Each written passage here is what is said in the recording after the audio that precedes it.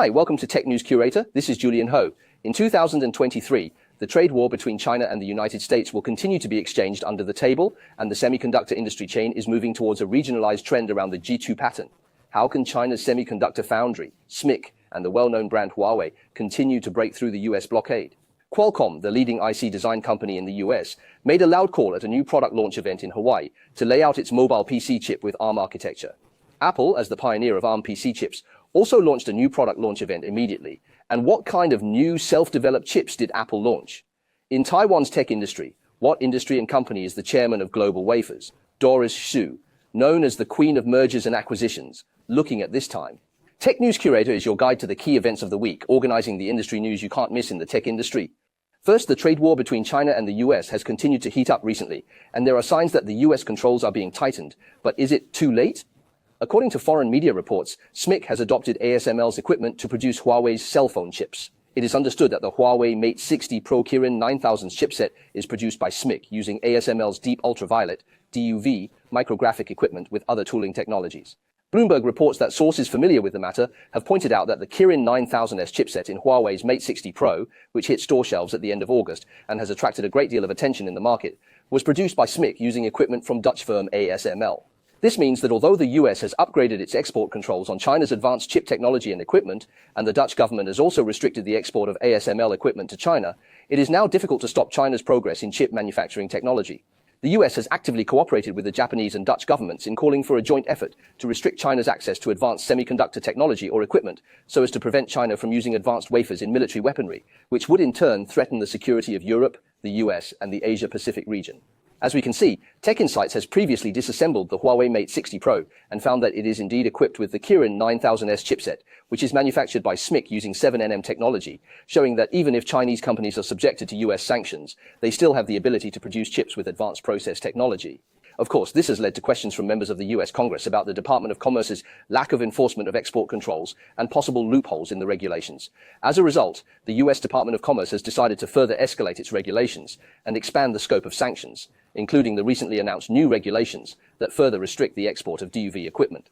According to previous ASML data, since 2023, the demand for orders from China has grown significantly, mainly due to the fact that local semiconductor manufacturers have placed orders and stocked up before the new US export control measures come into full effect in 2024, which has resulted in the proportion of China's revenue to ASML's results growing from 8% in the first quarter of 2023 and 24 in the second quarter to 46% in the third quarter of 2023. China's semiconductor autonomy flag, it seems to continue to wave. However, as we can see not long ago, Qualcomm, the biggest IC design company in the US, announced its ARM architecture mobile PC platform, which is claimed to go into the field of edge AI, and Apple immediately released a surprise new product event. As predicted, Apple officially unveiled its newest PC processor, the M3 series, which, along with the A17 Pro processor in the previously launched iPhone 15 PR, has entered TSMC's 3nm generation. In fact, we can find it from the supply chain. The M3 series has been discussed for a period of time. From the beginning of this year's 2Q, there have been a lot of market rumors. But the surprise release is more or less an implication of a competition with Qualcomm. Qualcomm compared the performance of its own new Snapdragon X Elite with Apple M2 chip in the new product announcement in Hawaii. Then Apple immediately announced the launch of the M3. The outside world also interpreted that this is to prove that Apple is still the leader of the ARM PC market, but also it will benefit the brand power and image. DIGITIMES professional reporter analyzed that the biggest innovation of M3 comes from the upgrading of the GPU architecture and the introduction of a new dynamic caching design, which greatly improves the display rendering and real-time light tracing effect.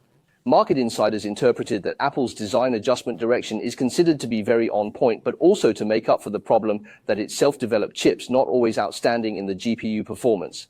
Of course, this year, no matter whether it is a cell phone or PC, the topic must be linked to the hottest AI. Apple dedicates to enhance the GPU power, in addition to strengthening the future MacBook or Mac computer, a variety of multimedia or precision image application performance. It seems aiming for the AI PC deployment. After all, if you want to run a variety of generative AI applications, the CPU, GPU, NPU 3 processing cores are very important. Compared to the Moan chip, the M3 can achieve the same performance with only half the power consumption of both the CPU and GPU, which shows a significant upgrade in both process and architecture design. Apple has also made a special effort to compare its competitor's 12-core processor, which is speculated to refer to Qualcomm's new PC chip. Industry sources said that although the models equipped with the M3 chip have not yet entered the market, it is not yet possible to test. But from the outflow of the score data and Apple's official data, the M3 using 3nm upgrade seems to be better than the A17 Pro, which may be due to the power consumption and energy efficiency of the standard requirements for the PC chips compared to the cell phone chips are more flexible. If we compare the performance of M3 and M2, both CPU and GPU have increased by 20%.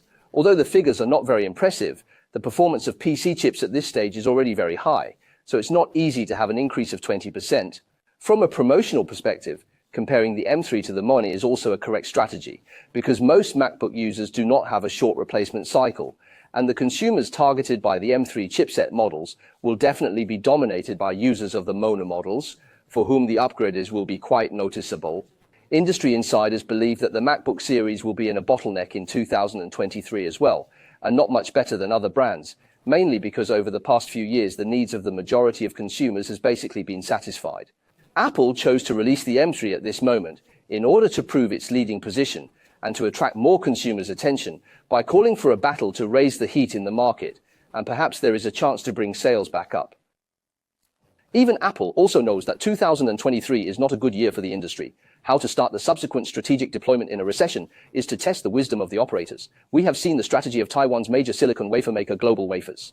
Although the previous acquisition of Siltronic in Germany failed, which made GlobalWafers' original goal of sitting on the second place in the global silicon wafer industry fall through, GlobalWafers has achieved 4 victories in the past 10 years through mergers and acquisitions and is still the third largest company, only trailing behind Japan's Shin-Etsu and Sumco.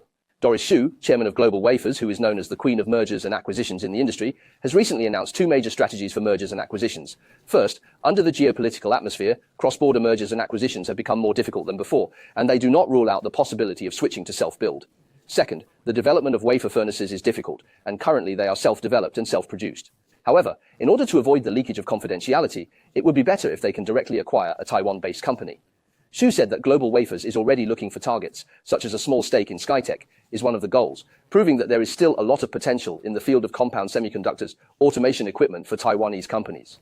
Compound semiconductors, including silicon carbide, SiC, and gallium nitride, GaN, have significant advantages in terms of performance in high temperature, high power, high pressure, high frequency, and radiation resistance, and have become the battlefield for the global semiconductor supply chain. In recent years, Sino-American Silicon Products Group has been fully committed to the development of compound semiconductors led by GlobalWafers and combined with investments in advanced wireless semiconductor company, Actron Technology, and Crystalwise Technology, and vertical integration has begun to bear fruit. Hsu expressed her confidence that the output of SiC and GaN will double in the coming years. She also explained that the development of compound semiconductors in Taiwan, facing great challenges, including raw materials such as substrate manufacturing, is not easy and high cost, components and materials testing, analysis methods still need to be developed. Nevertheless, GlobalWafers' SiC progress has exceeded expectations. 8-inch SiC will be shipped in small quantities in the fourth quarter of 2024, with a gradual increase in volume in 2025, and the proportion of SiC will exceed 6-inch for the first time in 2026, with the main impetus coming from automotive IDM customers who believe that 6-inch to 8-inch conversion is more cost-effective. On the other hand, GlobalWafers has a total of 18 factories in 9 countries. Intelligent automation is a major trend in the development of the industry, so owning an equipment factory can accelerate the process of Industry 4.0, and we are currently working hard to find a good target. Taiwan has always been the world's semiconductor stronghold. In recent years, there has been quite good R&D progress in the field of compound semiconductor. The ecological chain is also gradually formed. GlobalWafers has also a small amount of shareholding in the deep cultivation of SiC, GaN market of Skytech, hoping that one day in the field of equipment is no longer tied hands. Thank you for watching this week's Tech News Curator. Tech News Curator will be aired exclusively on the DIGITIMES YouTube channel every Wednesday at 9:00 a.m. EST, so please like, subscribe, and turn on the little bell to be notified of our updates as soon as they happen. See you next week.